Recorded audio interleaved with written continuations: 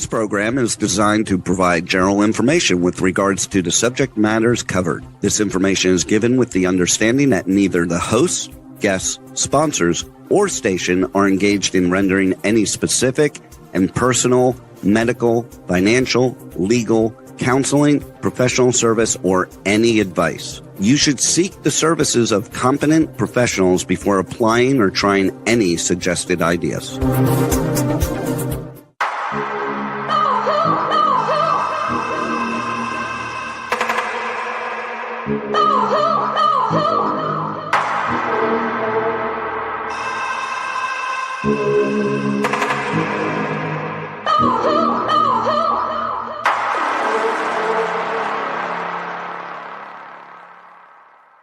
Good morning, True Seekers and True Crime Junkies. Welcome back to another episode of Hit the Road Jack, Finding the Zodiac. I'd like to welcome to the show today, Harriette Sucher. Good morning and happy 4th. Happy 4th. Yes, exactly. Happy 4th of July to everybody and all the men and women out there that ensure our freedoms and our liberties. We appreciate and thank you so much. I had an interesting actual YouTube comment that popped up. So I thought that it was worth at least addressing at the beginning here. I'm going to go ahead and flip over to the presentation and kind of just give you a brief on my pictures here. So this first picture in the center with this great big huge flag that's being donned by a crane over the top of the road was when I first started this particular podcast. So it was the first 4th of July, and I had gone to Alturas for a family reunion, and I just thought what an amazing picture that this would make with the flag hanging over the top of the road. And of course, this one to the right here was one that I actually took because I took a different, I went 395 out of Reno instead of I-5. So I got to see this one on I-5. And then once I arrived in Alturas, in an opposite manner, I was able to capture this picture of a flag again, obviously celebrating the 4th of July season. So I love your hat. I love your outfit. You're so festive. Yeah, happy 4th. I take the hat off to show you the lights, but, and then it's going to mess up my hair. Don't do that. I think it looks adorable. All right. So this YouTuber, Pepper State 9505, and I actually answered a few of the questions on the YouTube channel, but told them that I was going to be addressing the majority of this here on the show today. So he says, why are we trying to tie Jack to the lipstick killings and the Texarkana Phantom murders? This kind of makes me think that he's in the beginning stages, but if he's in the beginning stages watching these podcasts, then I think that we were fairly clear on these particular murder sprees, what it was that we felt connected Jack. So I'm not sure where he's at or why this question is coming up at this point in time, but he says the survivors of Texarkana Phantom on 2/22/1946, the male victim described attacker as tanned white male. The female victim described attacker as light-skinned black male. Now, the female, who unfortunately had more contact with the killer due to being sexually assaulted, would be assumed to be able to provide a better description. But my point is, why is everyone always attempting to put murders like the Texarkana lipstick killings to the Zodiac? The Zodiac committed 4 known crimes in the San Francisco area, and there were no sexual assaults. You know that former Detective Hodel says his father was the Zodiac and also the person responsible for the Black Dahlia and a bunch of other murders. Why is it so difficult for people to understand that there are always multiple serial killers loose in the U.S. at the same time, not to mention a bunch of other people who commit murders in a one-off type situation where opportunity and desire are just in charge? How tall was Jack? How do we confirm he was in Chicago at the time and place of the lipstick murders or in Texarkana at the time and place of the Phantom murders? The only reason we know Samuel Little killed all over the place was because he said he did. I think these were some really great questions. So you want to take a stab at that, Harriette? Well, number 1, to our surprise, the anagram was for the lipstick killing, saying, my name is Jack Torrance. I see more. I explained JBR. I see more of them. You'll see more of me. And we all felt kind of, like hitting our heads. I said, is this how simple it can be if you just anagram it? Okay. Then, technically, he's kind of right about the George Hodel thing, because I've seen George Hodel's name brought up in the early ones. And from my view, George Hodel was the older guy training the younger crew. But Jack is definitely associated with so many of these. And it has everything to do with the intel community and being a hired gun and slaying some people. And he's even admitting that he's killed people. So that's my 3 cents right there. Well, my explanation to him was because the handwriting was a match. Mm-hmm. We know that I took this particular examination to the FBI and showed them how the handwriting on the wall in the Francis Brown, I believe it was. Yes, FBR, whatever. Yeah, but was consistent. Was consistent with Jack's handwriting. Their response, Agent Hopkins indicated that I couldn't place Jack in Chicago, Illinois, simply because the handwriting matched.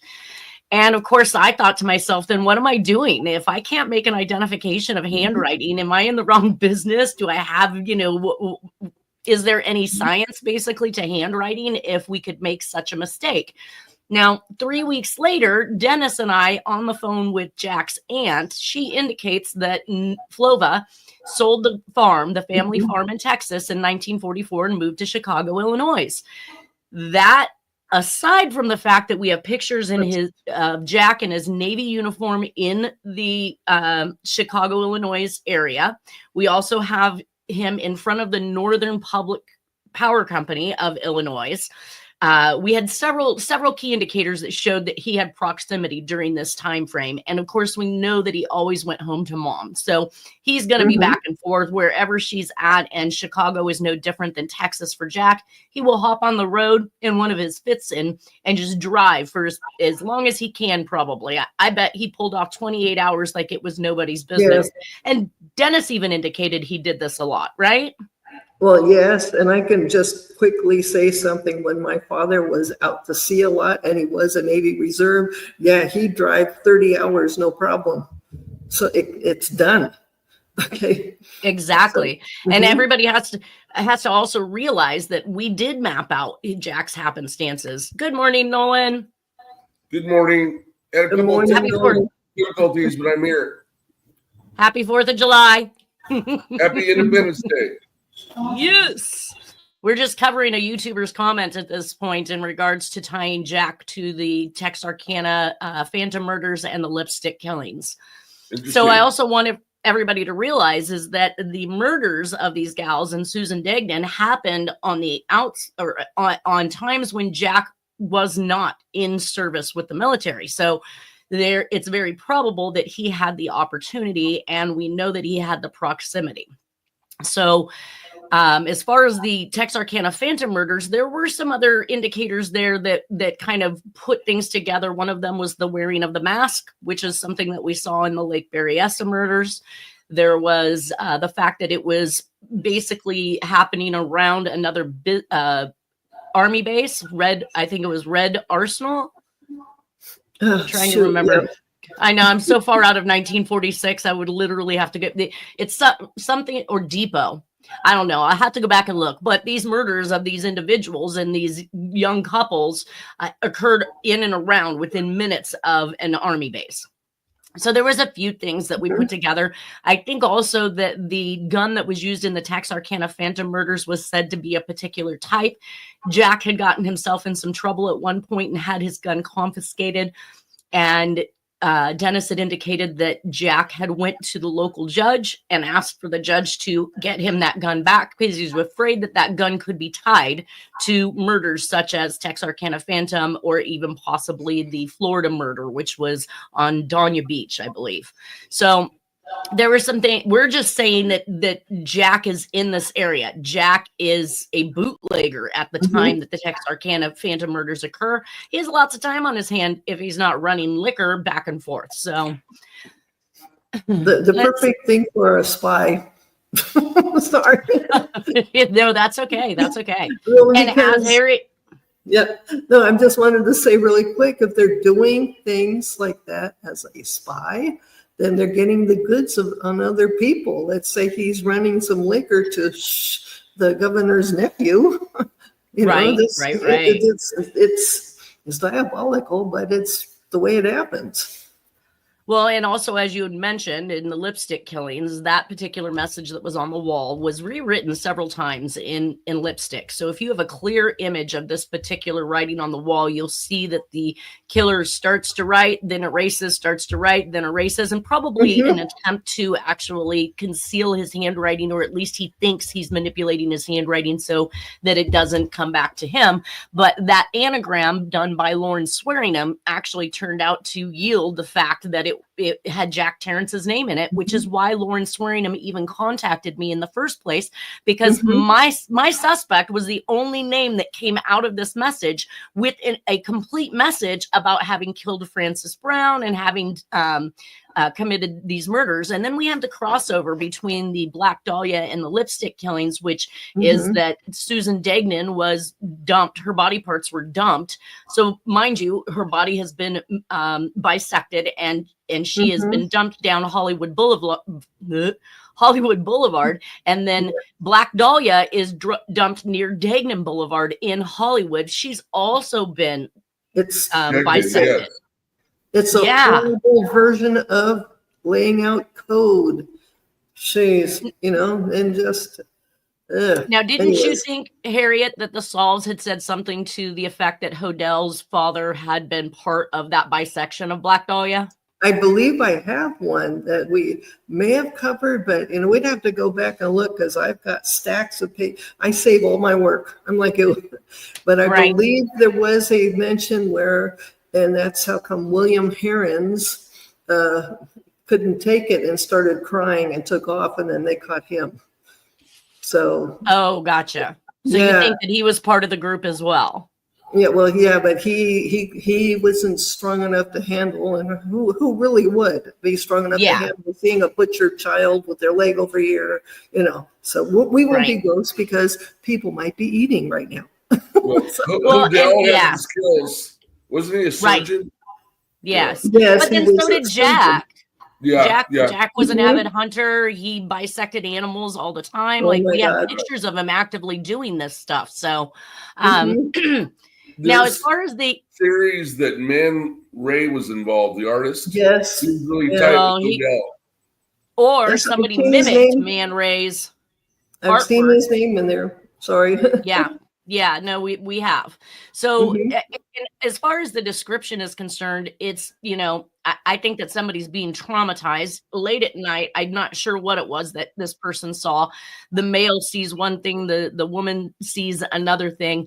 But what I do know with the Atlanta, Georgia child killers case is that one of the victims called and said she was with a nice white man. However, they wanted to charge a black male for this. So it's kind of back and forth as to what the truth is behind, who these suspects truly are and what the media has presented. And everybody has to remember that any information out there that we can glean is from the media. And we're saying that there's a heavy involvement in the media. So distorting things, manipulating things, and creating the narrative for what it is that they want us to believe has been easily done over the years. We've seen stuff taken down. We've seen stuff added. We've seen new stuff come up that nobody's ever heard of before. And each and every time, the story just gets blown up to another degree where people are just completely confused, which is why I do the podcast, not only to out the fake suspects or the false people who are trying to, push their narrative, but also to say that Jack should be looked at for these things. Let's see. Yes, we know about that. So why is it? Okay, so he says, why is it so difficult for people to understand that there are always multiple serial killers loose in the U.S. at the same time? This isn't the same time, buddy. Texarkana, Lipstick, Zodiac, Black Dahlia, all of these happened in different eras, and all of them contain handwriting. And what I wanted to say is that the Zodiac didn't wake up one day, try to kill, 7 people in 11 months, write hundreds of communications only to fall off the face of the earth, having not done it before this and never having done it again. I just simply don't buy that. But I do find that this particular YouTuber their comment is perfect for this episode, because we're going to get into, let's see, he says that I don't know who Samuel Little is, but it says he killed all over the place because he said he did. Well, we're about to see today in some of the communications that the Zodiac indicates that he's killed more than 100 people over California and Nevada. So I say, let's move on into it. Now, I know that I'm not sure how far we got into these particular murders, but I'm going to read them off anyways, just in case. On January 14th of 1986, we have 17-year-old Regina Sakamoto. Of course, this is another Honolulu murder. And again, I did not feel heavily that this was Jack, but anything that was unsolved, I was literally throwing into this presentation in case it could be. So over the next 3 months, Denise Hughes, Louise Medeiros, and Linda Pesky are also killed, I believe, in Honolulu. January 1986, 68-year-old Anna Carroll is a Frankfurt neighborhood of Philadelphia. She's stabbed to death in her apartment. Like the first victim, she is nude from the waist down with her shirt pushed up to expose her chest. Over the next 4 years, the Frankfurt slasher would claim 7 more lives. I need to do research on this because I'm not sure who those 7 are.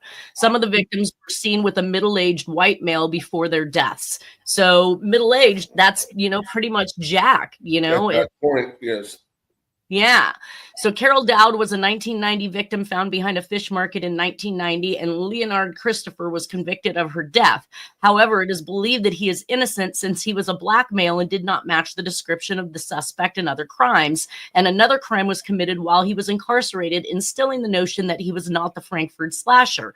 So here we have another twist. We have a black male that's being convicted for a crime when the witnesses saw a white male. So That's you tell me again, yeah, there's always an issue here. So we had some communications come in March 7th, 1986. It was postmarked in Los Angeles. The name was redacted, but it went to Ambler Tours at 1010 2nd Avenue, Suite 1900, San Diego, California, 92101. The FBI FOIA files only indicated hi, then they redacted the name, we are. So this premise of a we faction once again. And a second one was mailed on March 12th, 1986, postmarked from Los Angeles as well. Name was redacted, again to Ambler Tours. So with these 2 communications, I haven't had the opportunity to actually see. I just know that the FBI took a look at these communications, believing that there was a potential for them being a communication from the Zodiac Killer, which kind of makes some of the other communications we're going to talk about make sense, because it's like he's back in action again. So he's back to... Can I say one thing? Yes. The one that stands out to me is the one that's redacted and then says Ambler Tours. We've done a solve on this, but we've done a show, but he's saying the reason why he had to go after the kids, Faraday and Jensen, was because Faraday's father bought the Rambler that belonged to Payne, and there's a link there, and somebody, yeah. So that was the Rambler. I always thought it was the Rambler was the reason for the killings. But anyway, so you got something there. Maybe he's still trying to catch up on the past. But anyways, that was something that stood out to me, especially when you got San Diego there too. Yes. What were you saying, Nolan? Yeah, Ruth Payne. I think Marina lived with her. Yes. She put her up, and she was a part of. She was heavily connected. Her family was with CIA, FBI, that type of thing. Mm-hmm. So even then, they weren't linking her as officially CIA. That's come out. Is that, and she's the one that recommended that Lee Harvey apply for the job at the school book depository. Mm-hmm. So a lot of theorists say that she injected herself into their lives for the purpose of helping manipulate. Gotcha. And Anyway, so so she owned the Rambler that you then believe Faraday's father purchased. well, that's And what that's it's why, saying. Wow, that's crazy. oh, And yeah, then, that's insane. And I and don't then, know which, that was a solve in which communication do you oh believe? my God, I think it's the Fairfield letter. It's very early. It's like 1971, 72. So it's early stuff that I did. And I was like shocked to find out but he felt very guilty for killing those kids. He's saying his conscience was coming up, but as the gun went down on them. And that's the Lake Herman Road ones? Yes. Yeah, okay. All right. Well, in March 19th of 1986, Nora receives a nurse assistant certificate, and it's mailed to the Kirby Street address. So we know that she is currently in Roseville, California, which is literally about 10 minutes that way from me. On March March 30th, 1986, Easter is generally spent in Texas with Flova, Jack's mother, but I don't have anything for Jack during this time. However, the location and nature of the next crime should be considered due to who Jack was and the propensity to visit his mother every single Easter, pretty much, that I can tell. So this just simply means I maybe didn't have an actual picture of him there for Easter, but it doesn't mean that that he didn't visit her. On April of 1986, we have a headless woman recovered from a garbage bag in State Park in Galveston. Body remains unidentified at this point. Now, I know that we've had skulls, so this always flashes me back. Is this the body of Donna Lass? We found her skull, but we didn't find her remains. And now there are remains that are headless found back in Texas and are still unidentified.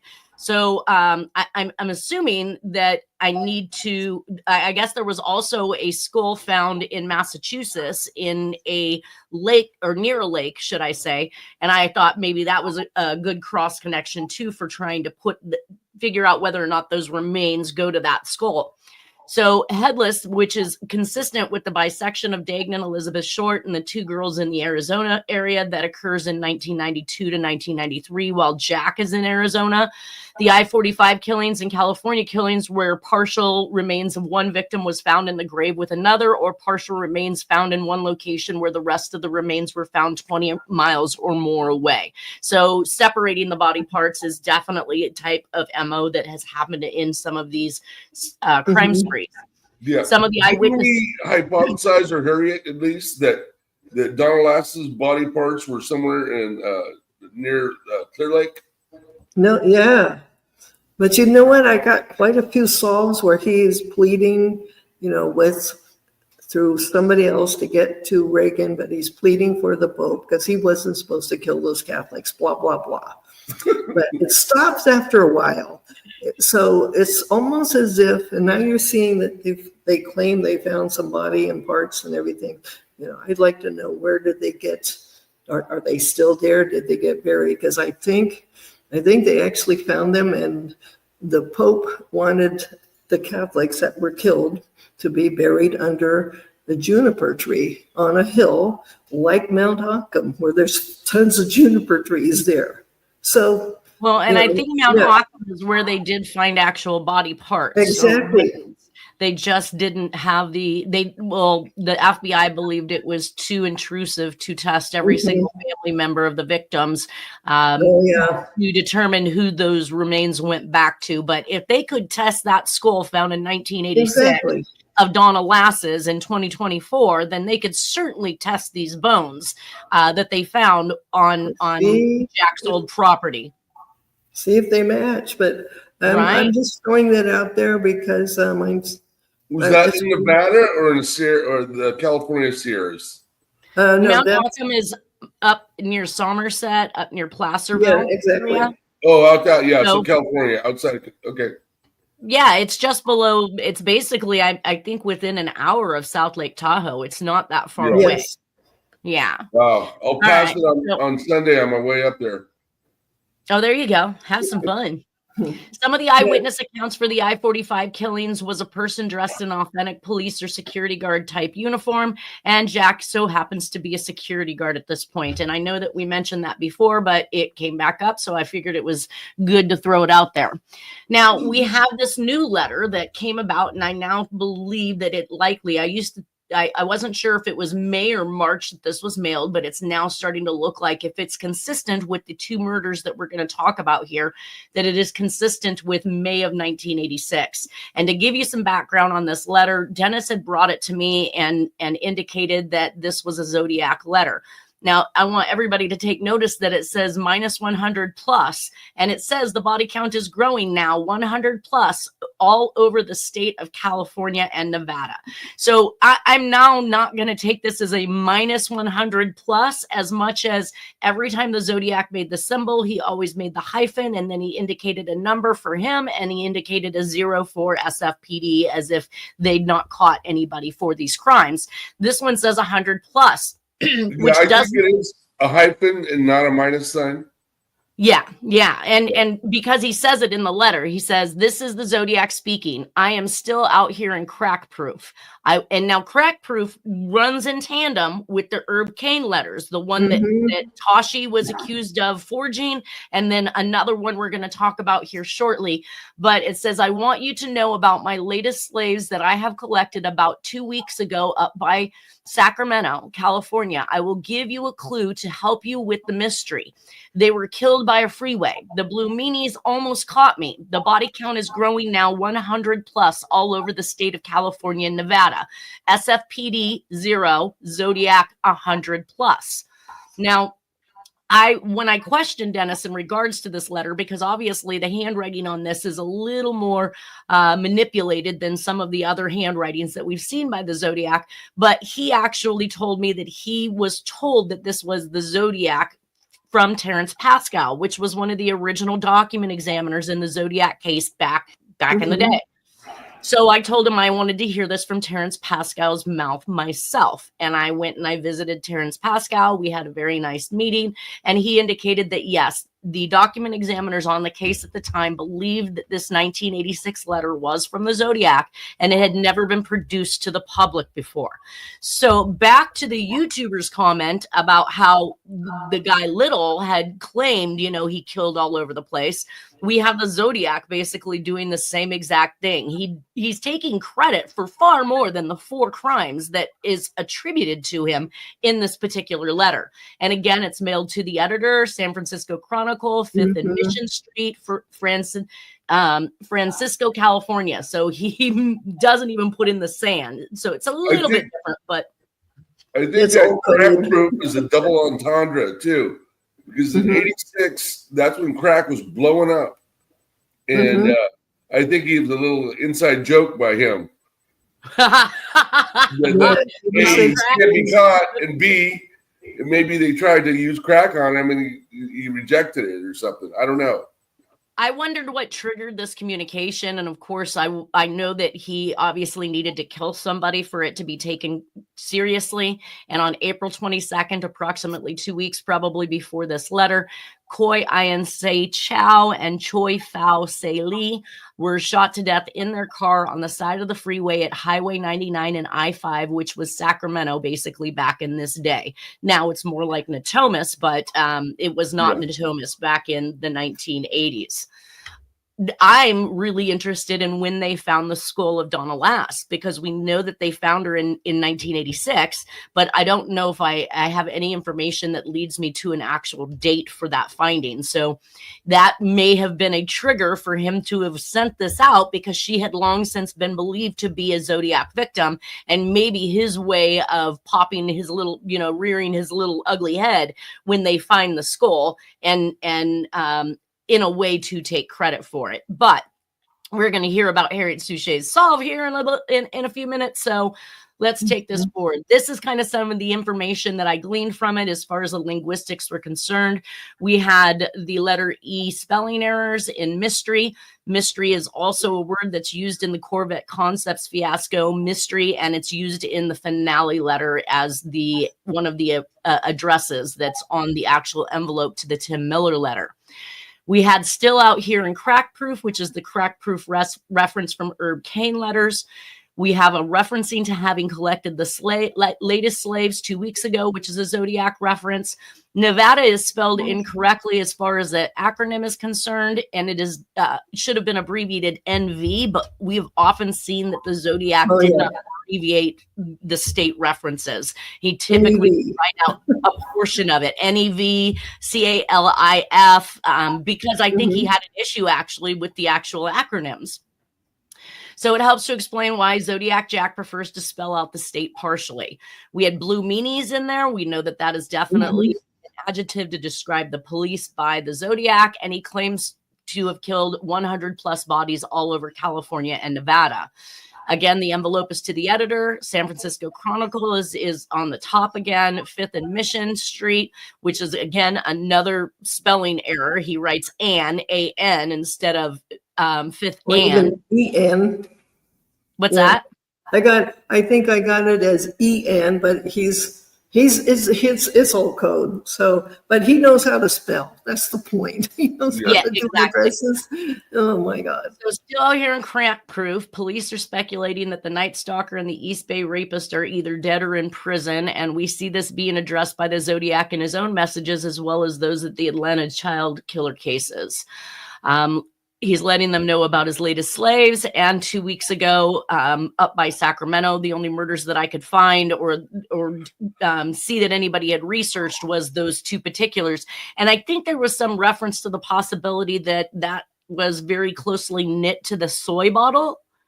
Was that you that said that, Harriette? No, the Tom White receiving the fingerprints and Kisu Choi packets. It's almost the same spellings. Gotcha. So maybe, because I never did look at the Kisu Choi packets. I mean, I looked at everything else, but I think he was probably dropping a hint about those people. Right. Well, that'll be interesting once we get to those, because I did not take that into consideration or make that cross connection. So the clue to help with the mystery, we see mystery several times throughout these escapades, and killed by a freeway, which is similar to the DC Freeway Phantom and the I-45 and many others that were found in or around freeway locations. So that brings us to the actual solve that you have in regards to the letter itself. So I believe this first one, the first one is just on the letter. And basically this was what? Just a simple anagram? It's pretty much, I think I did that in an hour. So it was easy to put into the first book. But I'm asking, is it just a simple anagram? Okay. Yep. You basically took all the information that is on the letter and then you anagrammed it out to the message that you're about to read to us. So go ahead. It's saying AMW on Walsh, missing the J, but we know it's John Walsh. Do my one story told, plus ZK code. Sam Giancana, teeth ate my 6 bullets, circle X, 10 a.m. in the morning. So 10, anyways, by 1 Torrance. And then it's just pretty much, he's daring John Walsh to do this. Now, his show wasn't on in 86, but the test market of Texas Most Wanted, I believe, had started airing then. So that's why I said I have to put this in there. Either way, they were doing a test market for America's Most Wanted, and everything meant they were preparing for shows a couple of years in advance. So that's what. How would you know? So was John Walsh in the beginning stages? He was in. Yeah. They said what was it? 83, 84. That Rupert Murdoch through Fox wanted to do a Most Wanted show format with them. So there's Texas Most Wanted, I believe it was definitely by 86. And the format was planned years in advance, so Jack knew. So he said, my one story told. I know when I was in law school in the late 80s, it was already a thing, America's Most Wanted. So it started nationwide as America's Most Wanted right around 86. Maybe. Yeah.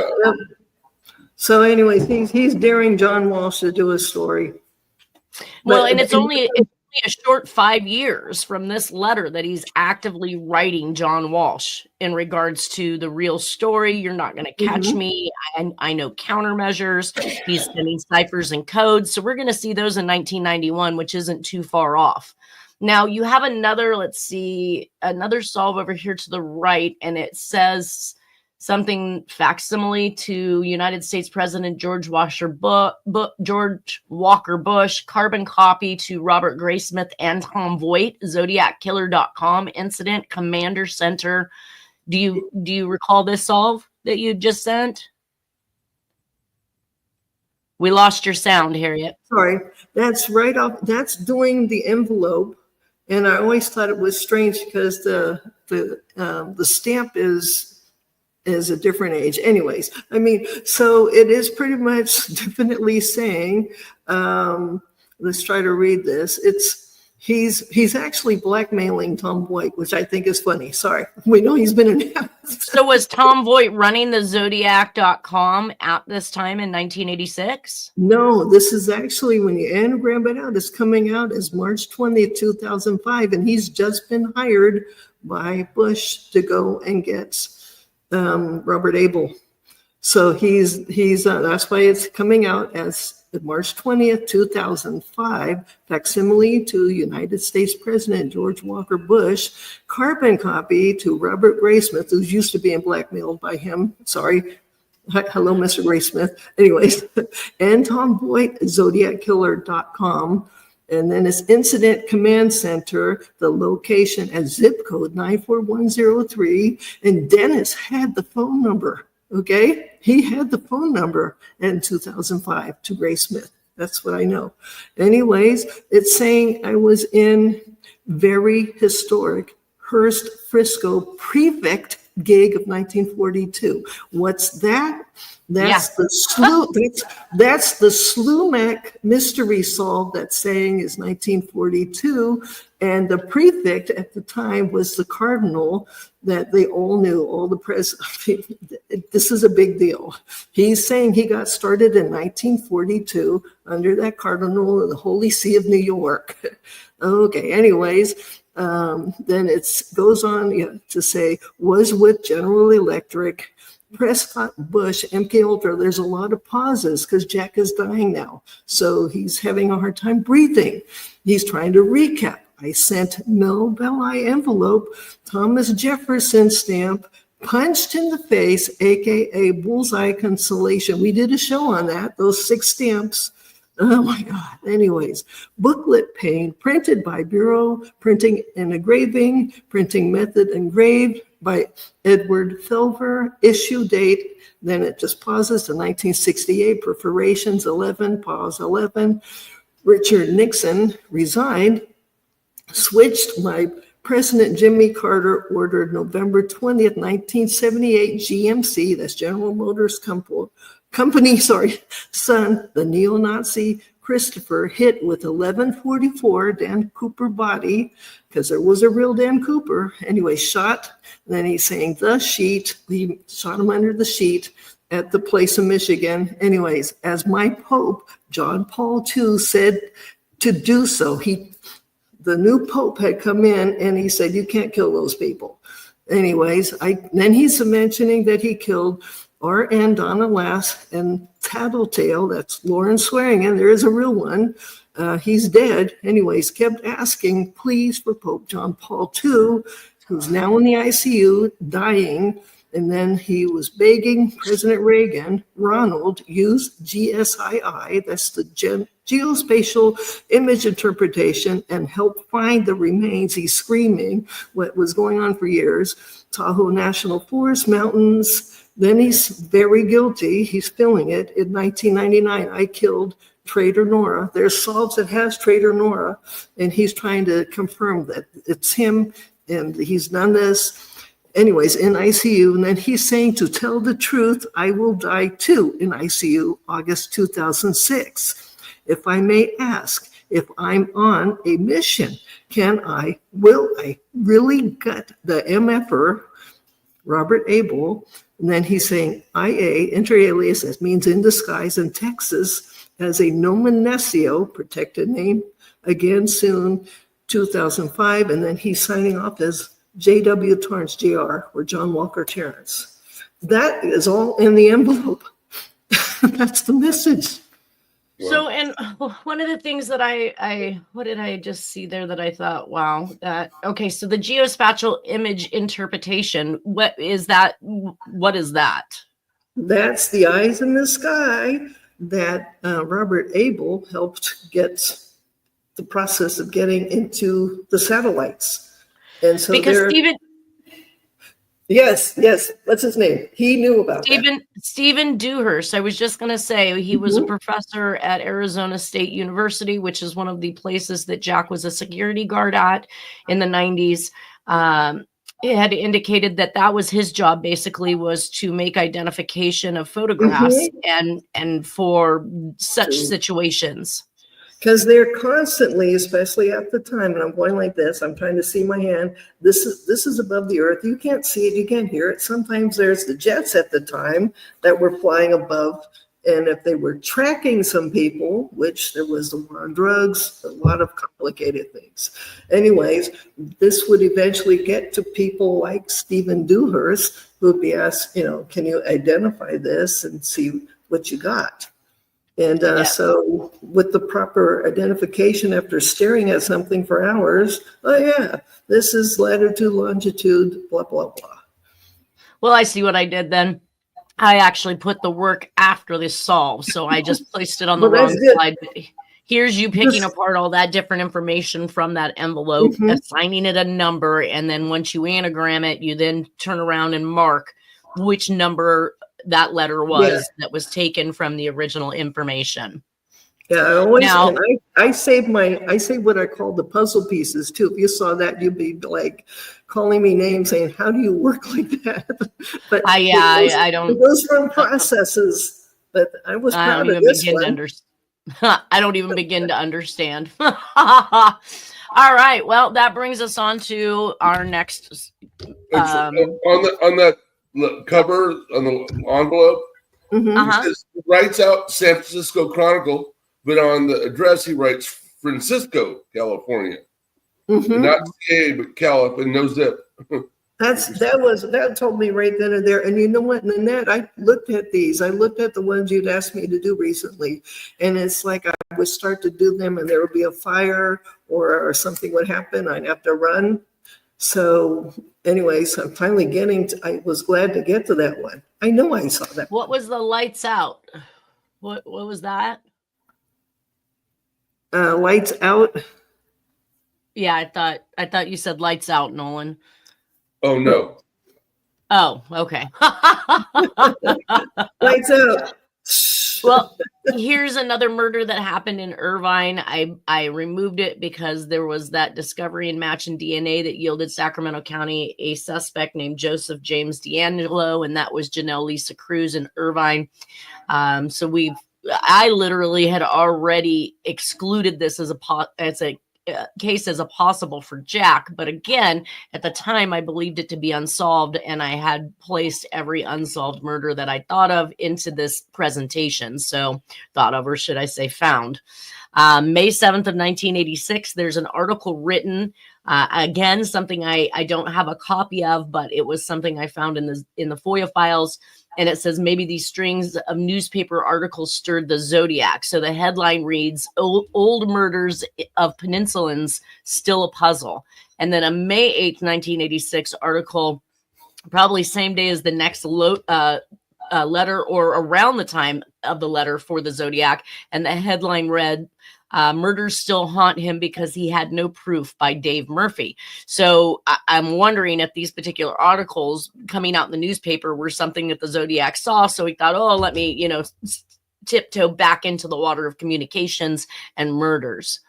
On May 24th in 1986, we had Shelley Kathleen Sykes. She disappeared on I-45 on her way home to Texas City. Her car was found blood splattered and the windshield smashed in. John Robert King and Gerald Peters Worst were charged with aggravated kidnapping in this case because there was no body to charge for the murder. So evidently we have some remains that are missing, but they believe they found the people who had killed her.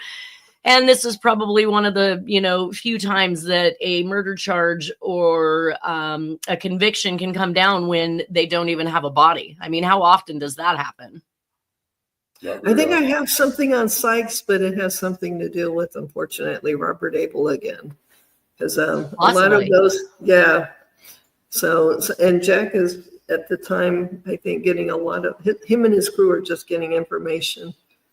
So right. It's makes you shake your head. Everything about this makes me shake my head. So Sometimes in 1986, right? 1986, we have summer. It's a summer of 86 front yard on Kirby, our house, Jack and Dawn. So we see that Jack and Dawn are back together once again. And I believe at this particular point in time that they are both living in the Roseville area. And Dawn had originally been in the Riverside area, which is where Jack returned to in 1966 when he came back from his stay in Texas, where he was supposed to rent 2 mobile homes. Mm-hmm. August 3rd of 1986, we have a 20 to 30-year-old unidentified dead male on Crater Lake off Crater Road, FM 3083, Conroe, Texas. So again, more murders in that Conroe area. The body had been weighted down by 2 cinder blocks and an electrical cord, multiple gunshot wounds, possibly had a street name of New York Billy. Shirt had MSS 8-0178-25 Wilson written on the label inside. So I'm not sure if that is a military number. I don't recognize it to be, but I'm not up on my military numbers, or a prison inmate number, because in either case, I would think that you would probably have identified or written things on the tags of your clothing. Or a hospital. Trust me. Yeah, mental hospital. Yeah. The individual was 5'6" 133 pounds, small build, collar length, red/brown hair, decaying teeth, left ear was pierced, left upper arm had a tattoo. Liz, left forearm has a small devil with a tail figure on it, and right upper arm had a tattoo that said Baby Dawn and had a petal flame flower design. So I did not find a picture on it, though I would have liked to, just to be able to show those tattoos and see if somebody, now recognizes or recalls, or maybe even has any pictures in their belongings of family members or people from back in the day that might have matching tattoos. So we're going to see a pickup in crimes in Texas and Sacramento, as a matter of fact. So September 26th of 1986, Laura Lee Tremblay was going to a bus stop. I don't have any idea where this was actually at. She was 15 years old. Many of these victims were children taken from or on their way to bus stops. She was strangled. Anthony Allen Shore is said to be the suspect in that particular case. But on September 27th, 1986, we have 16-year-old Deanna Lynn Ogg, 17,000 block of Old Houston Road in Conroe, Texas. Last seen at a convenience store located on FM 1314 at Sorters Road, Porter. 7 p.m. body is found in a heavily wooded area off a logging road. But this is very similar to the Laura Miller case, Tim Miller's daughter, where she was at a convenience store taken and then dumped in an area well off the beaten path. October 12th, 1986, Kathleen Thomas and Rebecca Andowski on Colonial Parkway in Virginia was strangled and with their throats cut, found in a car pushed down an embankment. November 24th, 1986, Teresa Dawn Clark, Sacramento. The contact for this person is Joe Enlow, for anybody who has information. She was last seen buying groceries at Albertsons on East 8th Street. Environmental toxicology study from UC Davis in Sacramento was on a job interview for this. Plays pool at a club. East 8th Street. What's that? I've never heard of East 8th Street in Sacramento. It sounds odd. Well, this is information you got to remember I'm getting from stuff on the internet, and who knows how correct that absolutely is. But it says she plays pool at a club and then goes grocery shopping. Some of her clothes were found in Sacramento. Her backpack was dumped near Mace Boulevard overpass on I-80. Body was found in Yolo bypass. Badly beaten, was not on the murder map for Betts.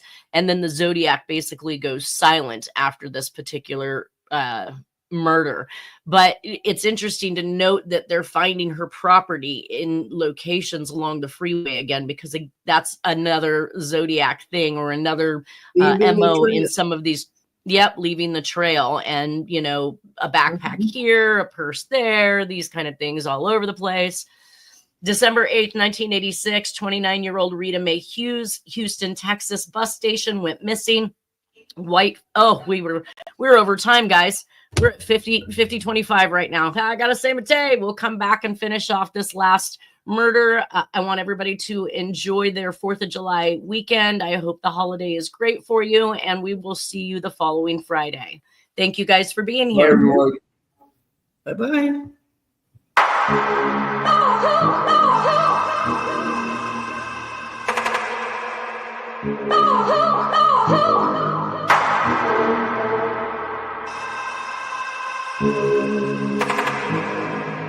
Oh,